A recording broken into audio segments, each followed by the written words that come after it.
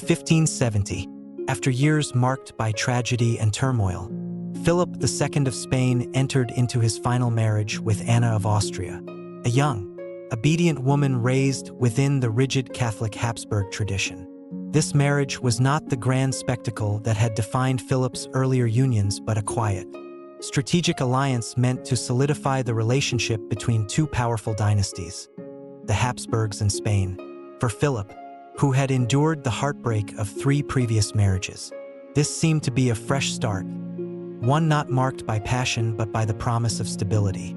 Anna, then only 21 years old, was Philip's niece and was known for her calm demeanor, patience, and unwavering devotion to her Catholic faith. Her life, shaped by the expectations of royal duty, led her to fully accept her role in this marriage. Yet, deep inside, Anna yearned for a loving family and a partner who could share her joys and sorrows. She harbored a quiet hope that she might bring peace to the wounded heart of this powerful but burdened king. Anna arrived in Madrid on a mild April morning, sunlight softly illuminating the white walls of the royal palace. Her arrival was marked by a subdued but dignified ceremony, a stark contrast to the grander celebrations of Philip's previous royal weddings. Spanish courtiers observed her with curiosity and judgment, wondering if this young woman could truly soothe the hardened heart of a king who had endured so much. Philip greeted Anna at the palace with a calm and almost cold composure, yet deep within, he sensed something different about her. Unlike Maria, who had come to Spain as a sensitive young girl, or Mary, driven by political ambition, or even Elisabeth, who had brought fleeting light into his life, Anna entered with a simplicity and determination that Philip found intriguing. She curtsied before him, her gaze steady and unflinching, as if she sought to peer into the soul of the man she was about to call her husband. Their life together began in an atmosphere of quiet reserve. Anna spent much of her time in the royal gardens, tending to roses and writing letters to her family in Austria. But unlike the persistent loneliness that had haunted Philip's earlier queens, Anna found solace in the calm surroundings. She understood that Philip was not a man who easily opened his heart, and she was patient. She didn't try to change him. Instead, she created a peaceful haven for him to return to after long days spent shouldering the burdens of his empire. Over time, the relationship between Philip and Anna began to change. He came to see that Anna was not merely a compliant young wife but a thoughtful and empathetic partner. In the evenings, after council meetings had concluded, Philip often found himself in the study where Anna would be reading or embroidering. He would sit beside her, not saying much at first, but his presence gradually became a comfort. At times, Anna would gently smile and ask him about the decisions he faced in governance. Initially, his responses were brief, but he slowly began to open up more. One summer evening, under a moonlit sky, Philip unexpectedly invited Anna for a walk. It was the first time he had initiated time alone with her outside of formal obligations. As they strolled through the orange groves, the air fragrant with jasmine, Philip asked, "Do you like Madrid?" His tone was softer than usual, less guarded. Anna paused, meeting his gaze with sincerity. "I do, not because it is beautiful, but because it is where I can fulfill my duty to stand by your majesty." Philip fell silent, but there was a glimmer of warmth in his eyes that Anna had never seen before. Anna bore Philip 4 children, including his heir, Philip III.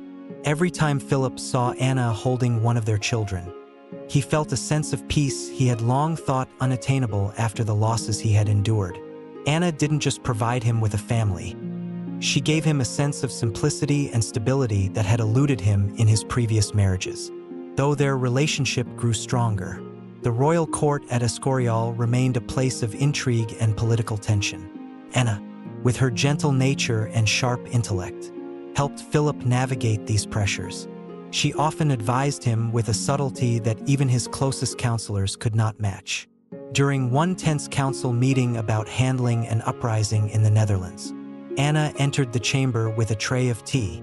Smiling softly, she placed a hand on Philip's shoulder and whispered, "Your Majesty, perhaps a moment's rest will help you see things more clearly." Her presence calmed the room, and even Philip's most ardent opponents couldn't help but admire her grace. Still, life in the palace was not without personal challenges. Anna faced rumors about her being Philip's niece and suspicions from political rivals who believed their marriage was merely a calculated move to consolidate power. She endured these whispers with quiet dignity, never complaining or defending herself.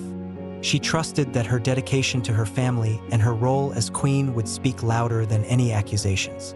Tragedy struck once again in 1580. Anna became pregnant for the 5th time, but complications arose during labor. Both mother and child passed away.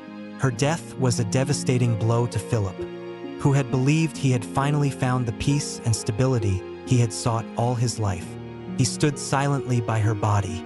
His face expressionless, but his eyes betrayed the profound grief within. Unlike before, Philip didn't retreat entirely into silence. He arranged a grand funeral to honor Anna, describing her as the gentlest heart of them all. After Anna's death, Philip spent much of his time at the Escorial Palace, living out his remaining years in solitude. He often sat alone in his study, gazing at the portraits of his late wives. Anna's portrait held a place of prominence, a constant reminder of the peace she had brought into his life. To a trusted aide, Philip once confided, "She gave me a family, a home, but fate would not allow it to last." Anna of Austria was not just Philip II's final wife. She was the embodiment of the tranquility he had long sought. Their marriage, while not as passionate as his union with Elisabeth or as politically charged as his marriage to Mary, left a deep mark on his heart. Anna gave Philip not only children but also the sense of understanding and care he had long been deprived of in his tumultuous life. In the end, Philip II passed away with memories of Anna as his final source of comfort amid the cascade of tragedies that had defined his reign. To him, Anna was more than a wife. She was peace itself, a small flame that illuminated his darkest days of power and destiny. And though their time together was brief, Anna's legacy was enduring, a testament to the strength of kindness and sacrifice.